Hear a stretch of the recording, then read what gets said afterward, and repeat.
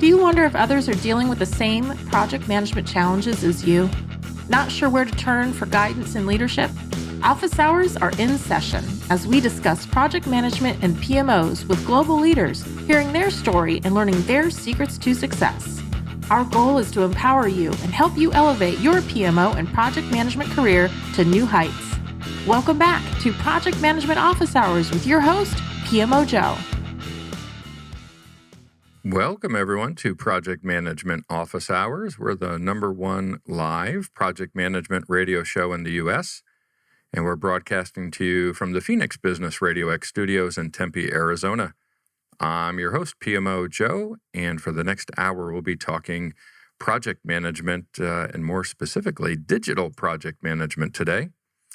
Before we jump into the show, a few announcements for everyone. I just want to take a moment to congratulate all the winners in the PMO Global Awards. They just recently announced those winners, and a big congratulations to Dubai Customs from the UAE, which was named the PMO of the Year, Badir Burshad from Saudi Arabia, who won PMO Leader of the Year, and then the guest we had on our last show, Peter Taylor from the UK, congratulations, he was winner of PMO Influencer of the Year. So congratulations to all the winners. A reminder, that conference is still ongoing, and I would recommend everybody attend. It is free, and there are over 300 sessions that you can go out there and get amazing access to content and interviews. So head out to PMO Global Awards Conference, and you can get access. Also, a reminder, as we're inching closer to Veterans Day here in the U.S., as you all know, I'm, of course, aware and support veterans. My nonprofit organization, VP MMA, is holding our fall fundraiser starting on Saturday, November 7th and running for a week. You can go out to thevpmma.org to learn more how you can participate in our virtual run walk fundraiser, how you can be a mentor, and then actually we just put up an auction site as well to bid on some cool items that you can take advantage of.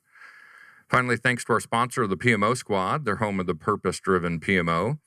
Visit thepmosquad.com to learn how the squad can support you and your team with our resources, training, and, of course, our purpose-driven PMO. So I'm super excited today to have Ben Aston joining us. Ben, welcome to the show. And if you could, please introduce yourself, share a little bit about yourself with the listeners. Yeah, thanks, Joe. Yeah. My name is Ben. I'm originally from the UK, but now I live in Canada. I'm in on the West Coast in Vancouver, and yeah, I'm a digital project manager by trade. Yeah, I love making things happen, and particularly in a digital world. So that is me. So, you know, the thing we've talked a little bit before the show. We've had an opportunity to connect, and you're doing some amazing things with your own podcast and website and building a community. And we're going to jump into all of that today, of course. But just the phrase, right, digital project management, what is that? And is it different from what we consider to be traditional project management? Tell us a little more about that. I often think about project management and the way that different people like to brand things in different ways. And when I think about digital project management, I often talk about it as kind of like a bunch of milkshakes. And I think of, as project managers, we're all milkshakes of one kind. And digital project management, I think of as like a flavor. So we're strawberry. Digital project management is a flavor of project management. And that flavor comes from the environment in which we're delivering projects. So they're digital, not wanting to offer too much of a tautological definition there, but we're delivering stuff, we're making stuff happen in a digital world. So the things that we're delivering often involve megabytes and pixels and data. And that's what, for me, kind of denotes that it's the flavor is digital.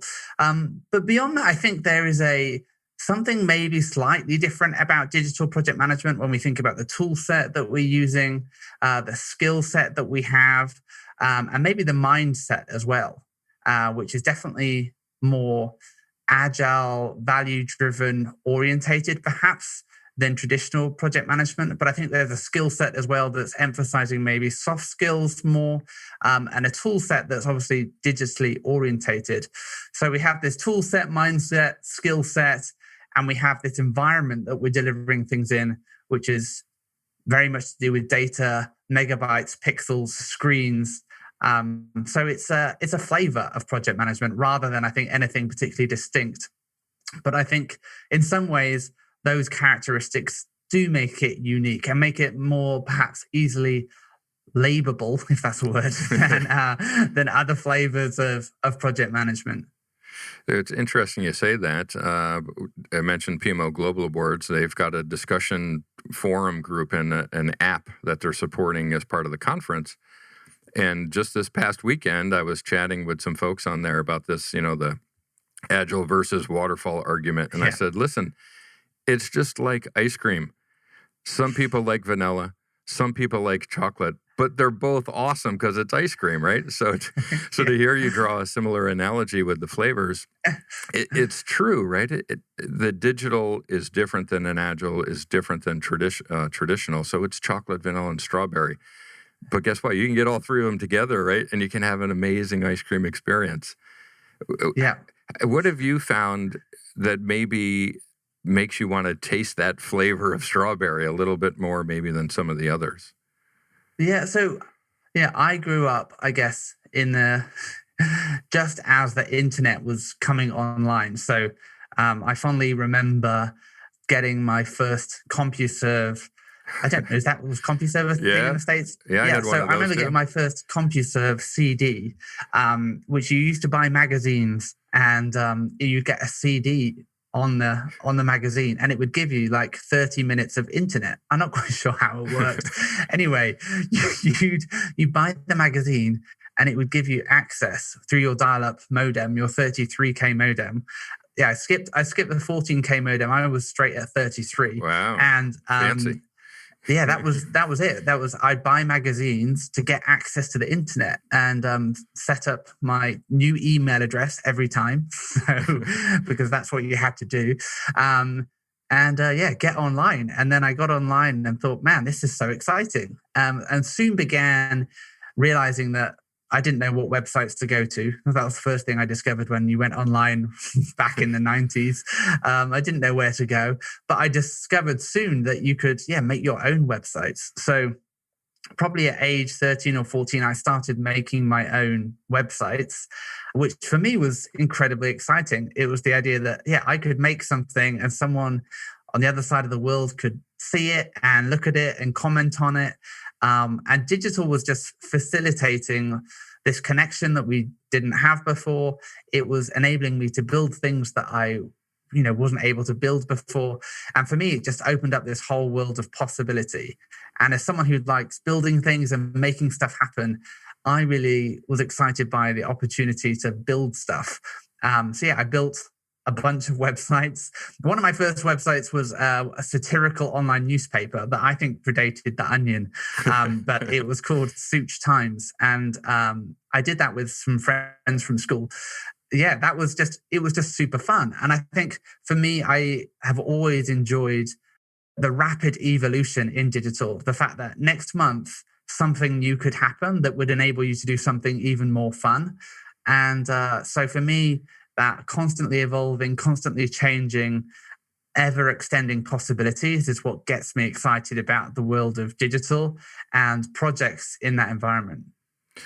So, you just took me on a trip down memory lane. I can remember in my apartment, just had moved to Atlanta, had a computer, being online, and I'm a big sports fan. And I'm like, oh my gosh, I can go find out all the scores of the games at once. And I don't have to wait for the newspaper to come out the next morning and read this. This is great. Yeah. Yeah. It's that world of possibility, that moment where you realize, oh, wow, you could do so much stuff. And I think that's what, it's that amazement that really gets me excited every day when I think, man, I wonder what technology is going to come out next. I wonder what we could do. That for me is super exciting. Well, and through that, you say you're creating. And we both know, of course, part of the creation, whether it's intentional or not, is project management, right? There's a sequence of activities and managing the risks and issues. How did you stumble into, hey, there's project management as part of this building? How did that become part of the equation? Yeah, so I was going to go to university to do computer science, and I thought, hey, I love building stuff. I'm going to become a computer scientist. So I actually spent a year working for the Ministry of Defense as a front end developer. Then realized sitting in front of a computer all day coding stuff just wasn't my jam. It wasn't. It was fun, but it wasn't, when you did it full time, it wasn't that fun. I enjoyed working with people. So I decided to do a hard pivot. And I decided at that point I wanted to get into marketing and communications. So that's what I did. I went and worked for some above the line advertising agencies. So I worked at an agency on the Stella Artois account. I worked at Publicis. So I spent some time at some big agencies, traditional agencies, doing TV, radio, and press. But then I realized that, or maybe they realized, maybe I kind of got the feedback that, hey, your fingers are in too many pies. You're not really, because I was an account manager and I was looking after the brand and the relationships, but always was excited about making things and doing stuff. That's kind of where I really kind of hit my stride. So anyway, I discovered there are these things out there called digital agencies who are doing marketing and communications, but in a digital world. And that's when I made the transition to a digital agency. But actually, it wasn't until a few years in working for a digital agency as an account manager that I was recruited to the role of producer. And so I was told by the recruiter, hey, yeah, being a producer is kind of the same as account management. You'll be fine. But yeah, I quickly realized when I began work as a producer that it really was a project manager. And so on day one, I distinctly remember being told, okay, Ben, yeah, great. Well, we've got this project. We just need you to pull together the timeline and the budget and the statement of work. And yeah, there you go, have at it. And I'd seen a Gantt chart before, but I'd never created one. So day one of my role as a producer, it was a bit of a wake-up call when I realized I had just been nominated as the project manager for the project, and I had no idea what I was doing. So that was a bit of a awakening for me, a very rude awakening into the world of project management, which, to be honest, I found pretty tough. I hadn't had any training for it. So day one, I got on YouTube and had to learn how to use Microsoft Project. What an introduction. And really, I guess your start's not that much different than a lot of project managers, right? Almost, I don't know, I should go back and check this, but I bet 2/3 of the guests we've had on the show tell me they started out as, an accidental project manager, someone that, and myself included in that, right? I didn't know I was a project manager until my boss asked me, hey, how's the project going? I was like, the what? I don't know what you're talking about. But that's how we get started in this, and we don't have training, right? So, a YouTube video is great, but I'm sure along the way, you've had to hone your skills and get more professional and get some training and certification. As you mentioned, sitting behind the desk coding all day might not have been the most fun thing. Well, sitting behind the desk and getting Microsoft project training is not the most fun thing either. How do you go about, getting educated to become a real project manager at that point? Yeah, so thankfully, I was surrounded by some really, really well-trained, qualified people who had time to help me out. So big shout out, particularly to Barney Voss. There's a guy who particularly helped me out in my early days and showed me the ropes. But really, it was a baptism by fire. It was learning on the job. As much as you can get training, and I think training is helpful and useful, there is no substitute for experience. The great thing about the world of digital is that you're in, particularly marketing and communications, is that the projects that you're going through are pretty quick. They are, not typically no longer than 6 months, rapidly going through a series of projects. So yeah, the learning curve is pretty steep, but you encounter lots of different clients and stakeholders, lots of different situations. really quite quickly. So yeah, my training was really learning on the job. And then later on, I got some more formal training. I did my Prince 2 certification. But kind of by that point, I felt like I'd learned the things it was trying to teach me on the job. So, and that's why actually for the digital project manager, one of the things that we launched a couple of years ago was our own online training course for digital project managers. So specifically thinking about the context of the digital world and some of the pitfalls and challenges of delivering projects in that environment. We developed our own training course to help people who are new to project management or new to managing perhaps slightly bigger projects in a digital world, adopt a more robust approach for thinking about the way that they initiate, plan, manage and control and execute their projects. Yeah, so let's dig into that, right? You kind of just threw that out there in passing. Digital project manager is not just a phrase, right? You actually have a website for this, and it mentioned training. You've got a podcast. There's an empire that you're building, right, to support this brand that you have. Tell us a little bit more about that community and how you've grown from that or benefit from that, and what value it provides to those within the community. Yes. So, I mean, I mentioned just a minute ago that baptism of fire that I had, making that transition into project management firstly, and how I found it really tough. And so a few years into being a digital project manager, or probably it was about 7 years in. So it was back in 2011, I started the Digital Project Manager website. And really the idea of the website initially was I thought I'd write an ebook. And then I thought that in order to build an audience for the ebook, I'd release the ebook as blog posts over the course of a year. So I haven't quite finished that ebook yet. That's one project I've still got to do. Well, it's only been 7 years. So in the process of this, though, I began writing this content, writing these blog posts. It surprised me, to be honest. But yeah, people were coming to the website. People were discovering it and saying they're finding it super helpful.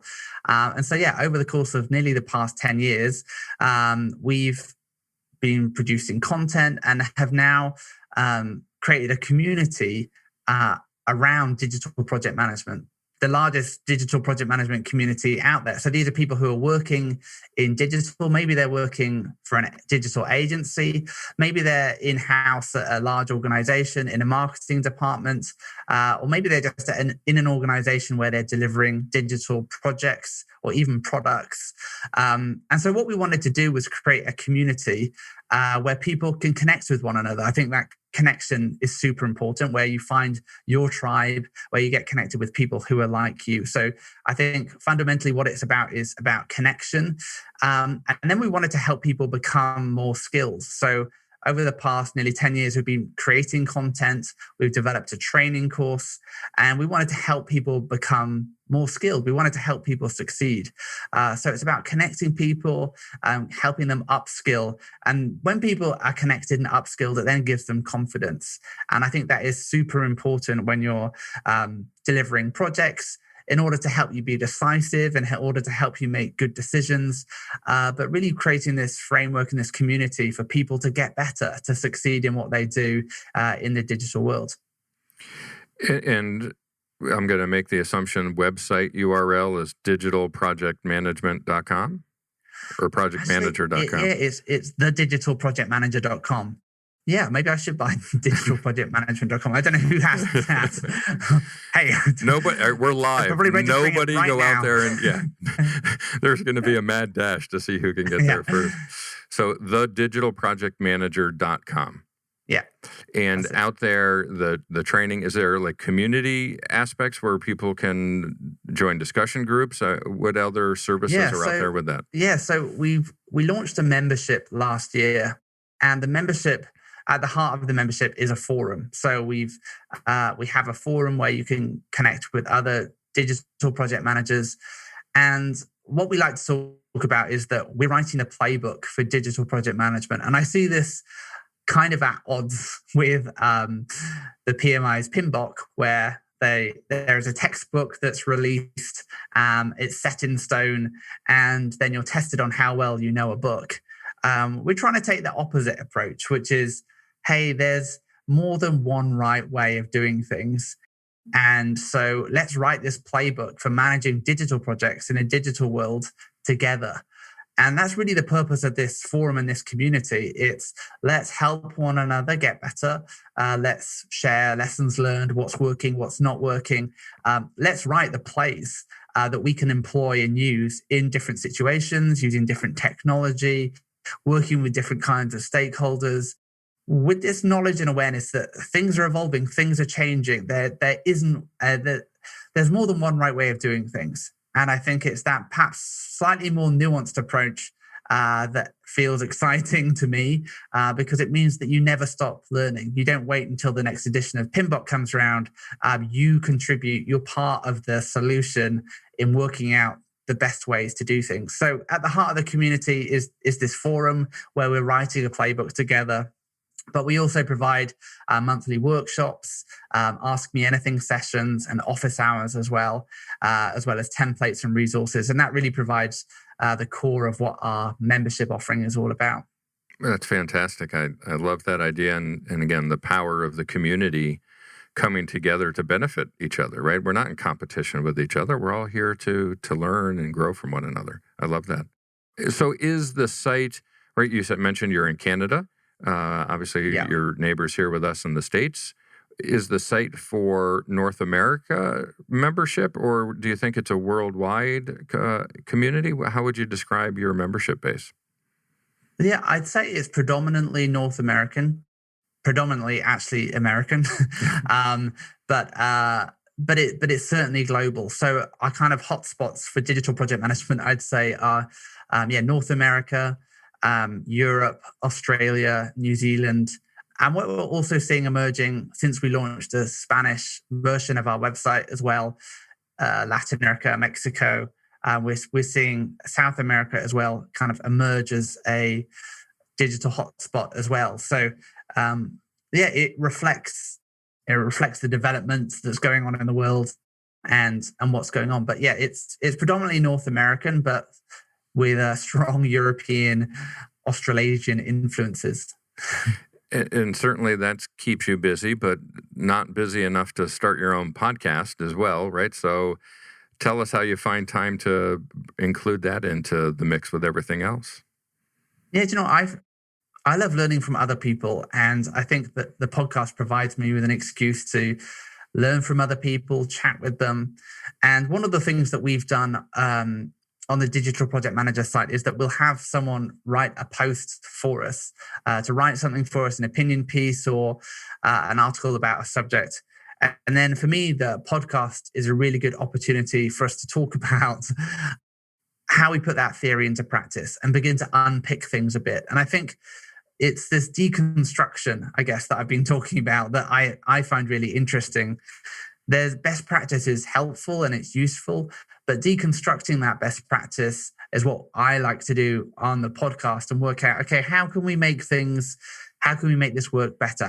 When does it work? When does it not work? When it doesn't work, why does it not work?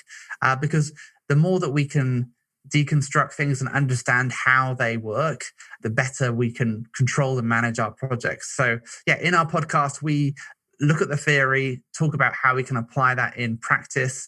And we also bring in thought leaders as well. We had Kim Wasson on recently talking about social intelligence and project management. So we like to bring in some thought leaders as well. But really, it's a chance for me to unpick the theory and talk about how we really apply things in practice. I think it's fantastic. And obviously, hats off to you. You've done an amazing job building a brand, but the brand has now become so much more than that, right, with the community around it. So that's congratulations to you for doing that. Let me unpack and pick your brain on something. I'll turn tables on you here now and say, okay, digital project manager, do they work within PMOs within the digital agencies? And how do PMO leaders or a PMO itself function, and do they have a voice within your community? How are you integrating with the overall leadership of the collection of projects, right, and the project function within those agencies? Yeah, and I think what's interesting about digital project management is that often it's happening in smaller environments. So there might not be a PMO. So many of our members will be in organizations where they're the only project manager, or where they're one of two or three project managers. So yeah, often these projects are happening not in complete isolation from one another, but they're happening in an environment where a project, so there's an agency and they have a bunch of stakeholders or clients. Different project managers are doing projects with different clients, and so the stakeholder management isn't too complicated. The projects together are collectively delivering value for the agency, but they're not kind of they're unique in among themselves. So the role of the PMO, I think, actually begins to, within digital project management, is certainly the case when we start looking at bigger agencies or organizations. And that is certainly happening. For example, when I was working at DDB in London, we had a PMO. I was working on the Volkswagen account. So we had a PMO for Volkswagen.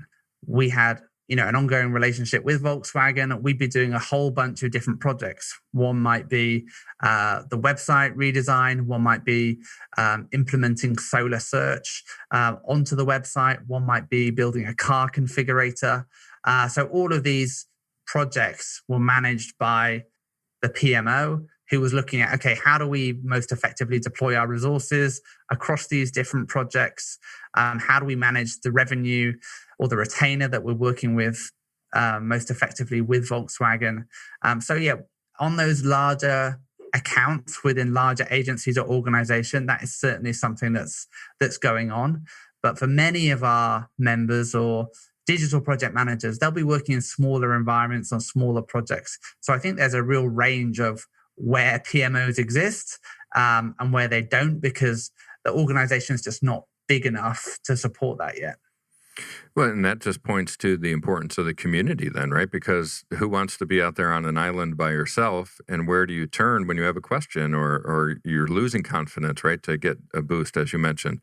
So that community that you've built, I think, almost becomes kind of a de facto PMO for them, not necessarily telling them how to execute, but just to give them a bit of bonding, or the birds of a feather flocking together type mentality. How much do you see from that where, again, I don't know if you keep stats, and I don't even know how you would keep stats on this, right? But what is kind of the breakdown between people coming out for camaraderie versus specific skills versus the process component? What's kind of the breakdown of the discussion within the forums? Yeah, that's interesting. So I think the most engaged conversations are where someone reaches out and says, help, what do I do? And I think for me, it's really exciting that that elicits the best response and the most responses, because people are so willing in the community to help one another with whatever issues they might be facing. And I think this is why the idea of building a playbook for me is so exciting, is because I think the situations that come up, whether it's, hey, I don't know how we can resource this, how do we work with new business, and how do we resource this effectively? How do I deploy my resources? How do I decide how to organize my teams? All of these kind of questions are things that I think there's different ways that we can play it. And I'm trying to build something that stands against the dogmatism of this is the way, that a prescriptive methodology or framework that says do this, then do that. For me, what's exciting is actually deconstructing those frameworks and say, hey, there's parts of this that we can apply to different projects or different scenarios. So we definitely get lots of people in the community saying, hey, I need help with this. We also have lots of discussions around optimizing process, because I think in the digital world, perhaps differently to a construction project, which I've never done, so maybe I can't comment on it, but there's so many different ways that you can play it. That there's different ways, that different process that we can employ, different sequencing that we can use. There's so many different ways that we can make stuff happen and get stuff out the door. So people sharing unique ways that they're applying technology, unique ways that they're applying process or deploying their teams, and really leaning heavily into those lessons learned, I think is super interesting, and also gets a lot of interest where someone says, hey guys, I just used this tool and I used it on this kind of project. And what we've ended up with is being able to deliver something much more quickly. Or conversely, hey, I just tried using this and it was a disaster. So really kind of leaning into those lessons learned and learning from one another, I think is super powerful. And as you're talking there, it makes me think of how much what you're describing is in common with what we've done with the purpose-driven PMO at the PMO squad, right? I'm with you. The formality of it in my opinion, becomes a barrier, right? So for us, PMO, we've changed it to purpose, measure, optimize. And within that, how you deliver, right, becomes your way to deliver. As long as you have a purpose you're working towards. And within our framework, the second gear of it is build your playbook, right? It doesn't say follow PMBOK, right? It's build what's going to work for you so that you're successful, and it's outcomes over audits, right? It's people over process. It's how do you get the job done, which is what organizations have been pushing sales teams to do for decades, right? It's not, hey, did you update the CRM system? It's did you close the deal? Yeah. And in the project space, right, it's all about did you close the project? Did you close the deal? Not how did you do it? It's did you do it? Yeah. And what you're describing is, I think in the digital, the more creative, right, to overgeneralize here, right, the more creative minds who aren't bound by the kind of the algorithm of how to execute something, you're finding a better way to build the widget, right, to execute the project. And I think more people in our community being exposed to that way of thinking is going to benefit the project management community in general. Yeah, and I think that being outcome driven is for me what's so important here.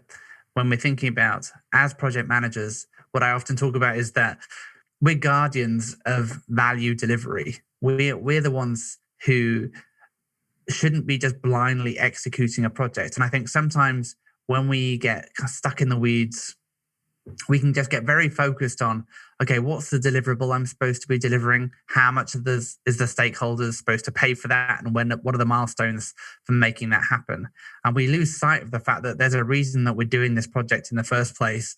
And it's because we're trying to create value. Because if there's no point in doing this project if we're not delivering value. And so being more value driven and thinking of project management as this strategic guardian of delivering value changes our mindset around how we engage with the project, because it allows us to be creative actually as project managers to think through, okay, if I can deliver value early and often, if I can deliver more value, then there's going to be a success. So how can I make that happen? How can I change the way that we sequence this or the way that we execute this project so that value starts popping out the end earlier than perhaps if I adopt a slower approach and we go through this really heavy planning stage. Like what's the most impactful thing that we can do so that we can get some value out the door? And just thinking about project management as being a guardian of that value and thinking, well, if this isn't delivering value, then we shouldn't do it. We need to change the project. And I think sometimes as project managers, we can think, oh, well, that's not really my job. I'm not the strategist here, or it's not my job. Whereas actually, I think as project managers, we have a unique perspective on projects about how much effort it will take and what the outcome will be at the end of it. And rethinking this deliverables-based approach, I guess, to project management and thinking more about outcomes and delivering value elevates us as strategists within a project and leaders within a project rather than just administrators. And for me, that's super exciting. That's super empowering. And I think that is for me, the future of project management. Well, you're talking my language. We're in lockstep on that. And so Guardians of the Galaxy, I think the sequel is Guardians of the Project, right? And we create some superpowers and get out there in the Marvel universe and create our own project management universe. What do you think? Yeah. We take some of the digital creativity and project managers out there and start creating maybe a the digital project manager cartoon maybe comes next. we have thought about it. Watch this space. Oh boy. The reality is great conversation. It's important conversation. We're sharing a lot of knowledge and wisdom, but we're in the middle of the COVID world, right? Yesterday, the United States here, we hit our highest single day of counts, over 100,000 in the United States, which I think is the top of any country in the world in a single day, and it's probably going to keep going up. How does project leadership work in the digital world and the COVID world at the same time? How are those two colliding?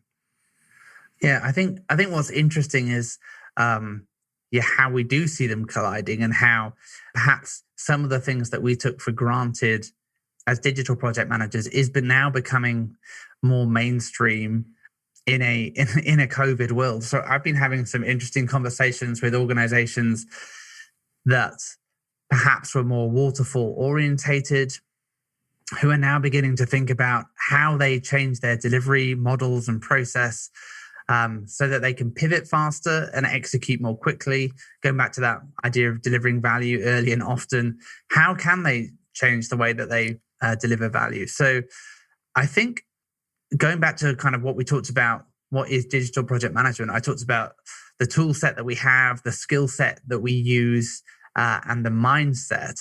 And so I think for what we're seeing is the tool set is definitely being adopted more broadly as people realize, hey, we need a way to manage projects remotely. We need a way to manage projects asynchronously.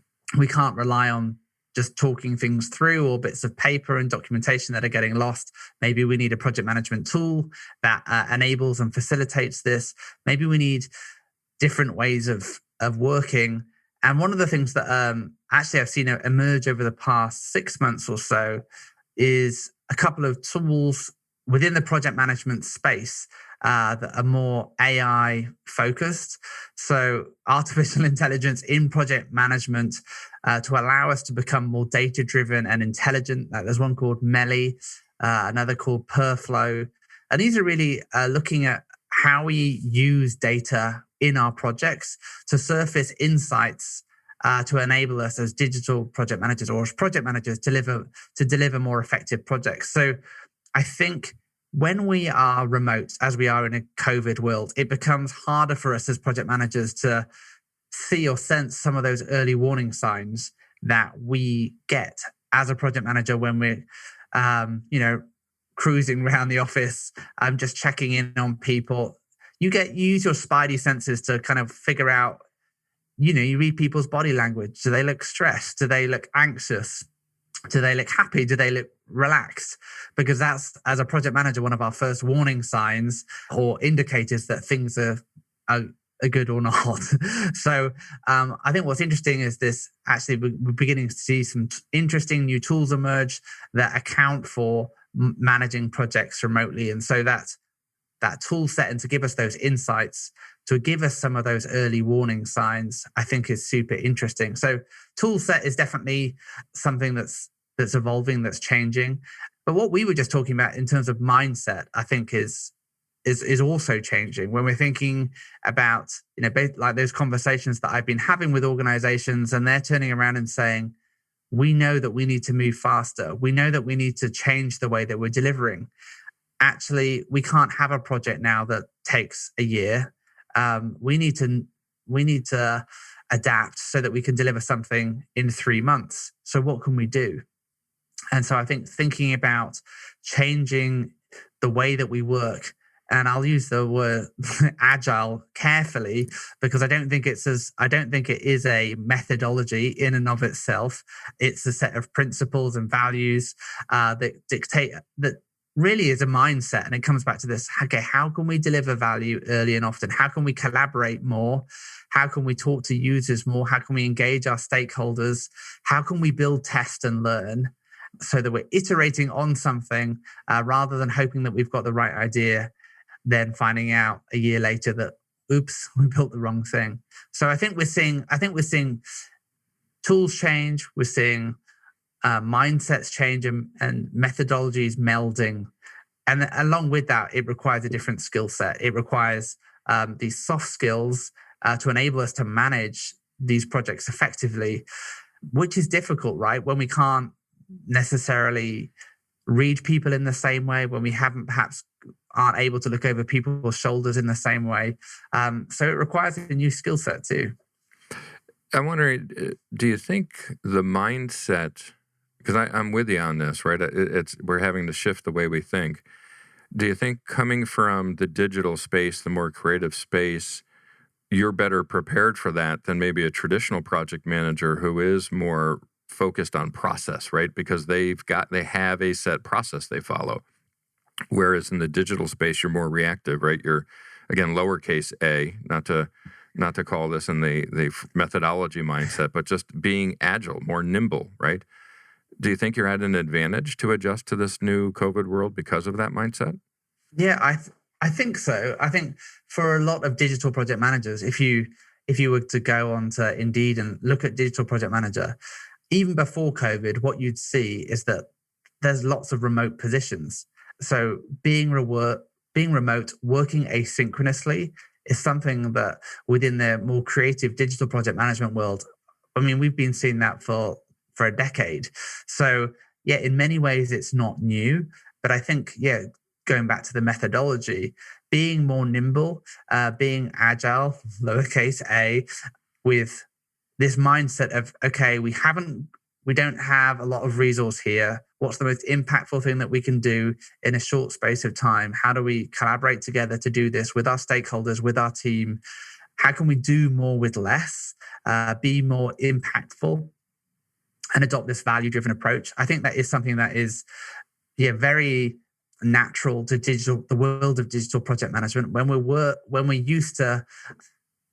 used to working with smaller budgets and tighter timelines and figuring out how we're going to make something happen, something that's effective, but that probably is different from what the stakeholders originally thought they wanted or needed.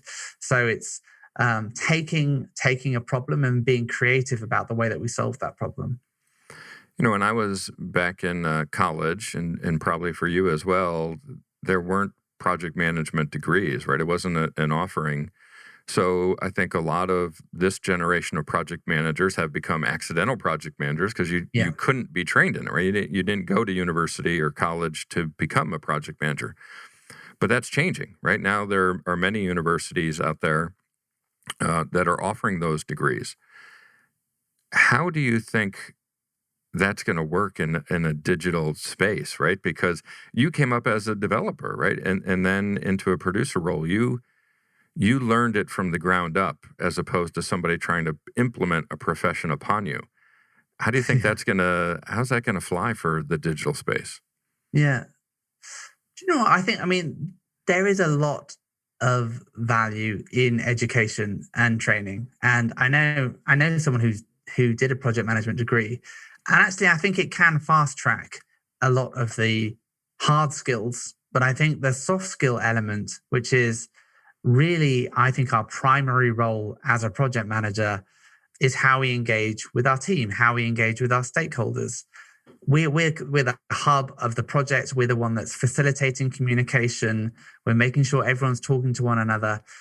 Those soft skills, I think, are really hard to learn in a classroom. And so I hope with these project management degrees, there's an element of practical application to it, because I think until you encounter for yourself these difficult conversations that we come against, like, I haven't got the resources that I need for my project. I haven't got the budget I need to complete it within budget.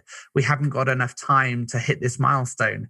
All these kind of challenges that we face day in, day out as a project manager is something that theory can only tell you so much. And yes, we can discuss now some different options that you might have in those scenarios.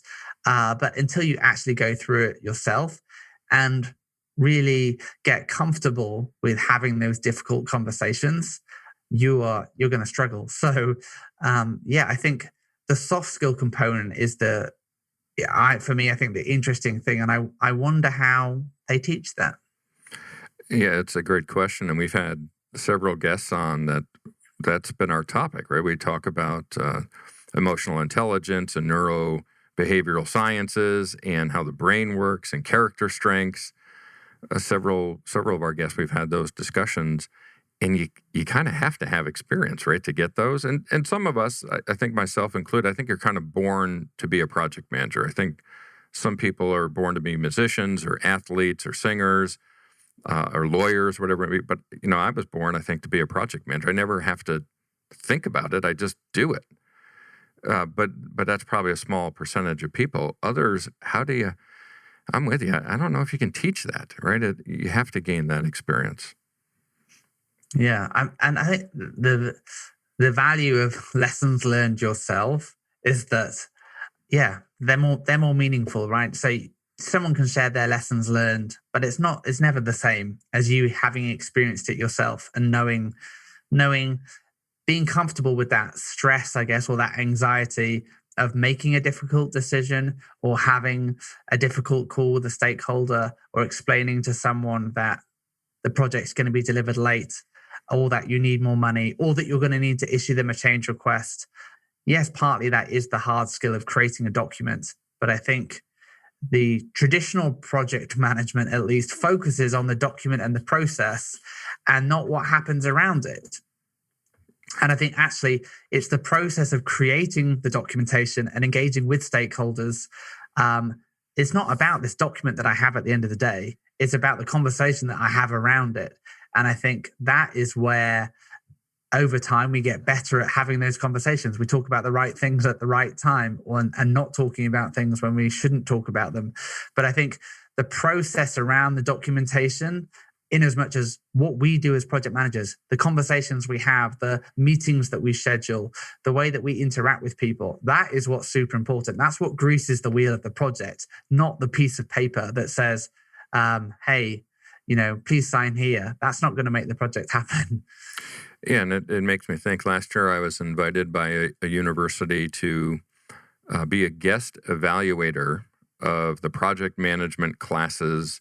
They were broken into groups, and the groups had presented their project and how they would run it. And myself and the other guest judges, or whatever they want to call us, we were pretty hard on them. And we were asking a lot of real world items that they just didn't have any idea that they should have thought of. Right? There wasn't an experiential component to them for them to know stakeholders going to feel a certain way. How do I have to react to shareholder reaction? Right? There was just so much that was missing, but I hadn't really put it into context until you just talked. So it was great to be able to hear your perspective on that. Let me throw you a bit of a curveball here. Maybe is you've 7+ years, almost a decade now of digital project manager. Lots of content, lots of community reaction, several guests or many guests on your podcast. What are a couple of the things that really hit you, right? It was like, wow, that's something that's really impactful or important that you could share with everybody. If they were that impactful to you, I'm sure they would be for others as well. Yeah, so I think a couple of things spring to mind. The first, I think, is around risk management. I think sometimes, and this I guess ties in with what we're talking about, things you can't teach someone. But I had Kieran Bondale on the podcast, and we were talking about risk management and how we manage risk. And I think what was really impactful about what he's talking about was just the way that we engage our stakeholders in that risk management. And I think sometimes as the project manager, we sometimes feel like managing risk is fundamentally our responsibility. What Kieran was talking about was just the collective responsibility of risk. And I think that's so helpful, that mindset of, okay, let's collaborate together to make sure this project is a success. And just validating project managers really in, hey, if this project fails, it's not necessarily your fault. Sometimes I think, we carry this burden of, I have to deliver this on time. I have to deliver this within scope, on budget, or I'm a failure. But the reality is, if we actually manage our risks effectively, and this comes back to communication, this comes back to managing expectation and having an open and transparent dialogue, but embracing risks rather than shying away from them, I think is super powerful and can take off some of the burden of stress that we feel as project managers to be perfect when we all know there is no perfect project. I think that's super empowering and releasing as a project manager to facilitate the best outcome possible rather than feeling that they carry this burden of delivering the perfect project, which is never going to happen. So yeah, engage your stakeholders early, be transparent, embrace risk rather than run away from it, because if you can identify it early on, if you can be transparent and have an honest conversation with people and educate your stakeholders right from the beginning that there's all kinds of ways that this could go wrong, then I think that's super empowering as the project manager. And the second thing that I would just say, and we've touched on this, but this lowercase agile versus uppercase agile. And I think one thing that I think I was perhaps nervous about, I guess, coming from the digital world, was the idea that, hey, there's one way to do agile. And just because Scrum have created a framework for delivering projects that lots of people think is synonymous with agile. Well, I mean, Scrum and agile are used almost interchangeably. And I think that's a massive problem. Yeah. And I think just as a validation from talking to people, lots of people who are executing agile projects, that they also share the mindset that you don't have to do Scrum. It's okay to not do Scrum and you can still be agile. And I think that is a massively important lesson for people to learn and get their heads around. Guys, you can be agile and not do Scrum. You don't have to follow the process, the framework. It comes back to what we were talking about before. Make sure you're delivering value, and that's the right methodology for you. Make sure you're doing it effectively, efficiently. Make sure that you're constantly improving. That's good enough. Don't feel like you have to follow things to the letter of the law. And I think sometimes when we're new in our careers, we think, oh, well, if I'm not doing it the right way that it says in the textbook, I'm doing it wrong. And I think I want to empower people to know that you can do it differently, and that's fine. Yeah, it's great wisdom to have gained. I think that's impactful. And a lot of people lose that, right? They get so caught up in the process that they lose sight of the outcomes. And you mentioned Kieran Bondale, and we're actually going to have him as a guest on our show here coming up at the end of the year. Awesome. So I'll mention that you referenced him as one of the key takeaways. So that's fantastic. And unfortunately, we're winding down, right? We're here kind of at the end of the hour. So thanks, Ben, for being on the show today. Appreciate everything that you've provided the guests and the audience. Is there anything that any kind of last thoughts you want to share with everybody? And then also, how can everybody get in touch with you to learn more about the digital project manager community and everything that you have going on? Yeah, well, thanks, Joe. It's been great being on the show. Thank you so much for having me. And it's been fun talking about digital project management and the way that it's evolving and changing, perhaps becoming more mainstream. And so, yeah, if it is something that's interesting to you, head to the digitalprojectmanager.com. You can follow us on Facebook and Twitter and Instagram and all those great places. But yeah, if you're interested in finding out how to deliver projects better in a digital world, come and check us out. We offer a membership that we've been talking about that helps you get more confident, that'll help you get more skilled and connect you with other people leading projects in a digital world. And we also offer training as well. So if you're perhaps a bit newer to digital project management and feel like you need a framework to help you deliver projects in this environment or context, you can find that at dpmschool.com. But yeah, come and check out the Digital Project Manager. You can follow me on benaston.com. But yeah, thanks so much, Jay, for having me on the show. Yeah, it's my pleasure. And of course, thank you to all of our listeners, right? Without listeners, we don't have shows. So thank you for all the feedback we receive. Be sure to visit projectmanagementofficehours.com to check out all of our past shows and our list of upcoming shows. I had mentioned Kieran Bondale. He'll be our final show this year. Our next show, we're going to have Jason Westland, founder of projectmanager.com on. We'll follow that up with Cornelius Fichtner, host of the Project Management Podcast. And then our first show next year will be Billy Mwape, who will be our first guest from Africa. He'll be joining us live from Zambia. So really excited for our upcoming shows. Also, a reminder that we do record these shows and release them as a podcast.